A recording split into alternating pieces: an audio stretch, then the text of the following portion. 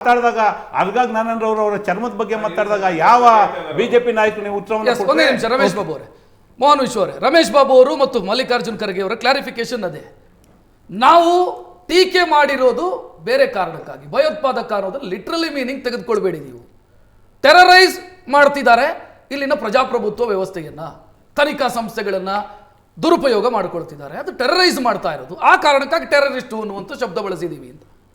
ರಕ್ಷಿತ್, ಈ ಥರ ಭಾಷಾ ಪ್ರಯೋಗಗಳು ಎಲ್ಲೋ ಅಪರೂಪಕ್ಕೆ ಒಂದ್ಸಲಿ ಬಂದು ನಾನು ಕ್ಷಮೆ ಕೇಳದೆ ತಪ್ಪಾಯಿತು ಅಂತ ಹೇಳಿದ್ರೆ ಅವ್ರು ಡಿಫೆಂಡ್ ಮಾಡ್ಕೊಂಡಿರೋದು ಅವ್ರ ಪ್ರಕಾರ ಸರಿ ಅಂತ ಅವ್ರು ಅನ್ಕೋಬೋದು. ಬಟ್ ಇವ್ರು back to back first time ಅಲ್ಲ ಇದು. 2023 ಕರ್ನಾಟಕ ರಾಜ್ಯ ವಿಧಾನಸಭೆ ಚುನಾವಣೆ ಸಮಯದಲ್ಲೂ ಅಷ್ಟೇ ಇದೇ ಮಾತನ್ನು ಹೇಳಿದ್ರು, ವಿಷ ಸರ್ಪ ಅಂತ ಕರೆದಿದ್ರು. ತಿರ್ಗಾ RSS BJP ವಿಚಾರದಾಗಿ ರೀಸೆಂಟಾಗಿ ನಿಮಗೆ ಗೊತ್ತು, ಅವ್ರನ್ನ ವಿಷ ಸರ್ಪ ಅಂತ ಕರೆದ್ಬಿಟ್ಟು ಕೊಲ್ರಿ ಹೊಡೆದು ಸಾಯಿಸಿ ಅಂತ ಹೇಳಿದ್ರು. ತಿರ್ಗಾ ಆಮೇಲೆ ಗುಜರಾತ್ನಲ್ಲಿ ಕೊಟ್ಟಂತ ಹೇಳಿಕೆ ಆಗ್ಬೋದು, ಕೇರಳದವ್ರು ಗುಜರಾತ್ ಅವ್ರ ತರ ಅಲ್ಲ, ವಿದ್ಯಾವಂತರು ಗುಜರಾತ್ ಅವರು ಅಂತ ಹೇಳಿದ್ರು. ಹಾಗಾದ್ರೆ ಇವ್ರ ಪ್ರಕಾರ ಮಹಾತ್ಮ ಗಾಂಧಿ, ಸರ್ದಾರ್ ವಲ್ಲಭಾಯ್ ಪಟೇಲ್ ಅವರಿಬ್ರು ಗುಜರಾತ್ ಅವರು, ಅವ್ರ ಅವಿದ್ಯಾವಂತರ ಇವ್ರ ಹೇಳಿಕೆ ಪ್ರಕಾರ? ಇವ್ರು ಕ್ಷಮೆ ಕೊಟ್ಟ ತಕ್ಷಣ ಸರಿ ಹೋಗ್ಬಿಡುತ್ತಾ ಅದು? ತಿರ್ಗಾ ಈಗ ಮತ್ತೆ ಇನ್ನೊಂದ್ಸಲಿ ಹೇಳಿದ್ದಾರೆ ಭಯೋತ್ಪಾದಕ ಅಂತ ಹೇಳಿ ಪ್ರಧಾನಮಂತ್ರಿಗಳನ್ನ. ಈ ರೀತಿ ಬ್ಯಾಕ್ ಟು ಬ್ಯಾಕ್ ಹೇಳಿಕೆಗಳನ್ನ ಕೊಡ್ತಾ ಇದ್ರೆ ಅದನ್ನ ಹೇಗೆ ನೀವು ಸ್ಲಿಪ್ ಆಫ್ ದ ಟಂಗು ಅಥವಾ ನೀವು ಟೀಕೆ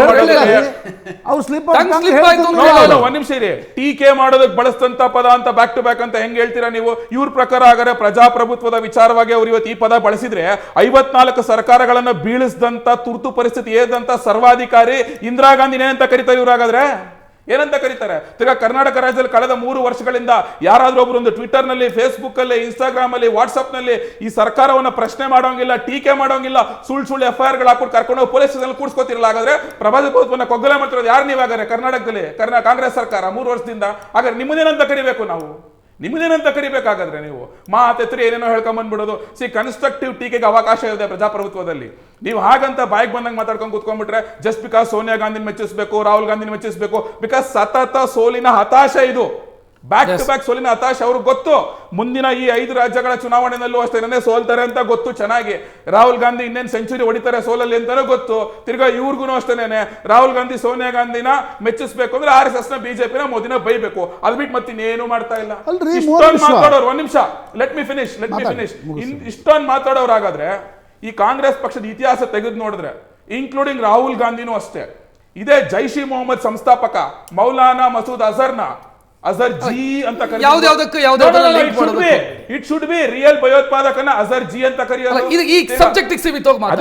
ಬರ್ತೀನಿ ನಾನು, ಬೇರೆನೇ ಸಬ್ಜೆಕ್ಟ್ ಇಲ್ಲ, ಅದೇ ಸಬ್ಜೆಕ್ಟ್ಗೆ ಬರ್ತೀನಿ. ತಿರ್ಗಾ ಲಷ್ಕರ್ ಇ ತೈಬಾ ಸಂಸ್ಥಾಪಕ ನಿಮ್ಗೆ ಹಫೀಜ್ ಸಯೀದ್, ಆತನ ಸಯೀದ್ ಬಾಯ್ ಅಂತ ಕರೀದಾರು. ದಿಗ್ವಿಜಯ್ ಸಿಂಗ್, ತಿರ್ಗಾ ಯಾಕೆ ರಣದೀಪ್ ಸಿಂಗ್ ಸುರ್ಜೇವಾಲಾ, ತಿರ್ಗಾ ನಿಮ್ ಪಾರ್ಲಿಮೆಂಟ್ ಅಟ್ಯಾಕ್ ಮಾಡಿದಂತ ಅಫ್ಜಲ್ ಗುರು ಜಿ ಅಂತ ಕರೆದಿದ್ದು. ಹಾಗಾದ್ರೆ ಅವ್ರು ಭಯೋತ್ಪಾದಕರು, ಅವ್ರನ್ನೆಲ್ಲ ಅವರು ಜಿ ಸಾಬ್ ಅಂತ ಕರೆಯೋದು ನಿಜವಾದ ಭಯೋತ್ಪಾದಕರನ್ನ.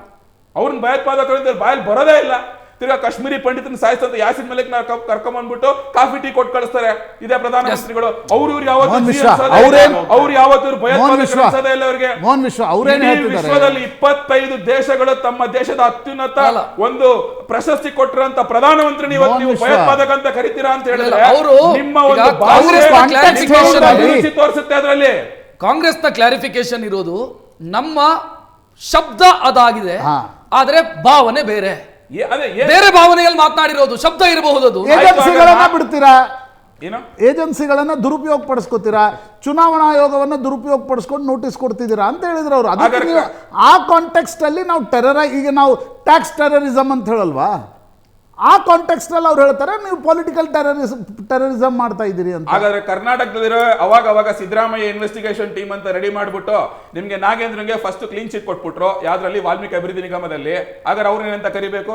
ತಿರ್ಗಾ ಸಿದ್ದರಾಮಯ್ಯ ಮೊದಲನೇ ಸಲ ಮುಖ್ಯಮಂತ್ರಿ ಆಗಿದ್ದಾಗ 2013ರಿಂದ 2018 ಪ್ರಕರಣ ನಡೀತು. ಎಲ್ಲದಕ್ಕೂ ತಾವೇ ಒಂದು ಆಯೋಗ ರಚನೆ ಮಾಡ್ಕೊಂಡ್ಬಿಟ್ಟು ತಮಗ್ ತಾವೇ ಕ್ಲೀನ್ ಚಿಟ್ ಕೊಟ್ಕೊಂಡ್ಬಿಟ್ರು. ಅವ್ರು ಮಿಸ್ ಮಾಡ್ಕೊಂಡಿಲ್ಲ. ಹಾಗಾದ್ರೆ ಅದನ್ನೇನಂತ ಕರಿಬೇಕಾಗಾದ್ರೆ ಭಯೋತ್ಪಾದನೆ ಅಂತ ಕರಿಬೇಕಾದ್ರೆ ರಮೇಶ್ ಬಾಬು ಅವರನ್ನ ಕೇಳ್ತೀನಿ. ನಾನು ಬಿಟ್ಬಿಡಿ, ಇವ್ರದೇ ಪಕ್ಷದ ಶಾಸಕರು, ಮಾಜಿ ಶಾಸಕರು ರಮೇಶ್ ಕುಮಾರ್ ವಿಧಾನಸೌಧದಲ್ಲಿ ಹೇಳಿದ್ರು 3 ಜನರೇಷನ್ ಆಗುವಷ್ಟು ಆಸ್ತಿ ನುಂಗಿ ನೀರು ಕುಡಿದಿದ್ದೀರಾ ನೆಹರು ಕುಟುಂಬದ ಹೆಸರಿನಲ್ಲಿ, ನಿಯತ್ತಾಗಿರಿ ಅಂತ. ಆಸ್ತಿ ನುಂಗಿ ನೀರು ಕುಡಿದಿದ್ರೆ ಲೂಟಿ ಮಾಡಿದ್ರೆ ಆಬ್ವಿಯಸ್ಲಿ ದಾಳಿ ಆಗೇ ಆಗುತ್ತೆ. ಇನ್ನು ಹಂಗೆ ಇರಕ್ಕಾಗತ್ತಾ? ಪ್ರಶಾಂತ್, ಅದು ಬಹುಶಃ ಒಂದು ಸ್ಟೇಟ್ಮೆಂಟ್ ಭಯೋತ್ಪಾದಕ ಅನ್ನುವಂಥ ಶಬ್ದವನ್ನು ಬಳಸಿದ್ರು, ಅದಕ್ಕೆ ಅವರ ಕ್ಲಾರಿಫಿಕೇಶನ್ ಟೆರರೈಸ್ ಮಾಡ್ತಿದ್ದಾರೆ ಅಂತ. ನಾಳೆ ಮರ್ಡರರು ಅಂತ ಶಬ್ದವನ್ನು ಬಳಸಿ ಕಾನೂನನ್ನು ಕೊಲೆ ಮಾಡ್ತಿದ್ದಾರೆ. ಅತ್ಯಾಚಾರಿ ಎನ್ನುವಂಥ ಶಬ್ದವನ್ನು ಬಳಸಿ ಕಾನೂನಿನ ಮೇಲೆ ಅತ್ಯಾಚಾರ ಆಗ್ತಿದೆ. ಈ ಕ್ಲಾರಿಫಿಕೇಶನ್ ಕನ್ವಿನ್ಸಿಂಗ್ ಅಂತ ಅನ್ಸುತ್ತೆ ನಿಮಗೆ? ರಕ್ಷತ್ ನೋಡಿ, ಬರೀ ಮಲ್ಲಿಕಾರ್ಜುನ್ ಖರ್ಗೆ ಅವರ ಸ್ಟೇಟ್ಮೆಂಟನ್ನು ಸಿಂಗಲ್ ಔಟ್ ಮಾಡಿ ನಾವು ಮಲ್ಲಿಕಾರ್ಜುನ್ ಖರ್ಗೆ ನೀಡಿರ್ತಕ್ಕಂಥ ಹೇಳಿಕೆ ಮಾತ್ರ ತಪ್ಪು ಅಂತಕ್ಕಂಥದ್ದು ಹೊರಟ್ರೆ, ಪ್ರಾಯಶಃ ನನಗನ್ಸುತ್ತೆ ಇಡೀ ರಾಜಕೀಯ ವ್ಯವಸ್ಥೆಯಲ್ಲಿ ಏನೇನು ಹೇಳಿಕೆಗಳು ಬರ್ತೀವಲ್ಲ ಅದನ್ನೂ ಕೂಡ ಈ ಕಾಂಟೆಕ್ಸ್ಟಲ್ಲಿ ತೆಗೆದುಕೊಂಡು ಈ ಚರ್ಚೆಯನ್ನು ಮಾಡಬೇಕಾಗತ್ತೆ. ಯಾಕಂದರೆ ಈಗ ಕಳೆದ 10-12 ವರ್ಷಗಳಲ್ಲಿ ಸತತವಾಗಿ ಬಿ ಜೆ ಪಿಯ ಸೋಷಿಯಲ್ ಮೀಡಿಯಾ ರಾಹುಲ್ ಗಾಂಧಿಯನ್ನು ಪಪ್ಪು ಅಂತ ಕರೀಲಿಲ್ವಾ, ಸದನದಲ್ಲಿ ಕರೀಲಿಲ್ವಾ ಬಿ ಜೆ ಪಿಯ ನಾಯಕರು? ನಾನು ಆಗಲೇ ಅಶ್ವಥ್ ನಾರಾಯಣ್ ಬಗ್ಗೆ ಹೇಳಿದೆ. ಅಶ್ವಥ್ ನಾರಾಯಣ ಸಿದ್ದರಾಮಯ್ಯನವ್ರನ್ನ ಏನಂತ ಕರೆದ್ರು? ಆ್ಯಕ್ಚುಲಿ ತುಷ್ಟೀಕರಣದ ವಿಷಯದಲ್ಲಿ ಸಿ ಟಿ ರವಿ ಸಿದ್ದರಾಮಯ್ಯನವರ ಬಗ್ಗೆ ಏನು ಸ್ಟೇಟ್ಮೆಂಟನ್ನು ಯೂಸ್ ಮಾಡ್ತಾರೆ? ಪ್ರತಾಪ್ ಸಿಂಹ ಇತ್ತೀಚೆಗೆ ಏನು ಮಾತಾಡಿದ್ರು ಅವರು ಇತ್ತೀಚೆಗೆ? ಆ ಕಾಂಟೆಕ್ಸ್ಟಲ್ಲೇ ನನಗೆ ನೋಡಿ, ಮಲ್ಲಿಕಾರ್ಜುನ್ ಖರ್ಗೆ ಅವರ ಯಾವುದೇ ಕಾರಣಕ್ಕೂ ಕೂಡ ನೀವು ಯಾವುದೇ ಕಾಂಟೆಕ್ಸ್ಟನ್ನು ಹೇಳಿದರೂ ಕೂಡ ಮಲ್ಲಿಕಾರ್ಜುನ್ ಖರ್ಗೆ ಒಬ್ಬ ದೇಶದ ಪ್ರಧಾನಮಂತ್ರಿಯನ್ನು ಟೆರರಿಸ್ಟ್ ಅಂತಕ್ಕಂಥದ್ದು, ಅದು ಏನೇ ಕಾಂಟೆಕ್ಟ್ ಅವರು ಟೆರರಿಸಮ್ ಬೇರೆ ಅರ್ಥದಲ್ಲಿ ಹೇಳಿದ್ವಿ ಅಂತ ಹೇಳಿದರೂ ಕೂಡ ನನಗನ್ಸುತ್ತೆ it was not in the good taste. ಯಾಕಂದರೆ ಈಗ ಯಾಕೆ ಈ ಪ್ರಶ್ನೆ ಮಲ್ಲಿಕಾರ್ಜುನ್ ಖರ್ಗೆ ಅವ್ರಿಗೆ ಕೇಳ್ತಿದ್ದಾರೆ ಜನ? ಮಲ್ಲಿಕಾರ್ಜುನ್ ಖರ್ಗೆ ಅವರು ಭಾಷೆಯ ಬಗ್ಗೆ, ಮಲ್ಲಿಕಾರ್ಜುನ್ ಖರ್ಗೆ ಅವರು ತಯಾರಿ ಮಾಡ್ಕೊಂಡು ಬಂದು ಮಾತನಾಡೋರು. ಅವರು ಈ ರೀತಿಯ ಪದಗಳನ್ನು ಬಳಕೆ ಮಾಡಿದಾಗ ಆಗಿದ್ರೆ ಮತ್ತೊಬ್ಬರು ಕೂಡ ಈ ಪದಗಳನ್ನು ಬಳಕೆ ಮಾಡಿದ್ದು ಸರಿ ಅಂತಕ್ಕಂಥದ್ದನ್ನು ಬಿ ಜೆ ಪಿಯವರು ಸಮರ್ಥನೆ ಮಾಡ್ಕೊಳ್ತಾರೆ. ಇಲ್ಲಪ್ಪ ಈಗ ಸಿದ್ದರಾಮುಲ್ಲಾ ಖಾನ್ ಅಂತ ಯೂಸ್ ಮಾಡ್ತಿದ್ರು, ಇಲ್ಲ ತುಷ್ಟೀಕರಣ ಮಾಡ್ತಾರೆ ಅದಕ್ಕೆ ನಾವು ಹೇಳ್ತೀವಿ ಅಂತಾರೆ. ಅಶ್ವಥ್ ನಾರಾಯಣ್ ಇನ್ನೊಂದು ಯಾವುದೋ ಒಂದು ಹೇಳಿಕೆಯನ್ನು ನೀಡಿದರು. ನನಗೆ ಅನಿಸುತ್ತೆ ನೋಡಿ, ಇದು ಎಲ್ಲರ ಜವಾಬ್ದಾರಿ ಕೂಡ ಹೌದು. ಸಾರ್ವಜನಿಕವಾಗಿರ್ತಕ್ಕಂಥ ಟೀಕೆ ಟಿಪ್ಪಣಿಗಳನ್ನು, ಸಾರ್ವಜನಿಕವಾಗಿರ್ತಕ್ಕಂಥ ಮಾತುಗಳನ್ನು ಶಾಲೀನತೆಯ ಮಿತಿಯ ಕೆಳಗಡೆ ಬರಬಾರ್ದು ಅಂತಕ್ಕಂಥದ್ದು ಎಲ್ಲ ಪೊಲಿಟಿಕಲ್ ಪಾರ್ಟಿಗಳು, ಎಲ್ಲ ಮಾಧ್ಯಮಗಳ ಜವಾಬ್ದಾರಿ ಕೂಡ ಹೌದು. ಆ ಕಾಂಟೆಕ್ಸ್ಟಲ್ಲಿ ನನಗನ್ಸುತ್ತೆ ಮಲ್ಲಿಕಾರ್ಜುನ್ ಖರ್ಗೆ ಸಿಂಗಲ್ ಔಟ್ ಮಾಡಿ ನೋಡಬೇಕಾಗಿಲ್ಲ, ಆದರೆ ಪ್ರಧಾನಮಂತ್ರಿ ಬಗ್ಗೆ ಅವರ ಹೇಳಿಕೆ was not in good taste ಅನ್ನೋದು ಸ್ಪಷ್ಟ.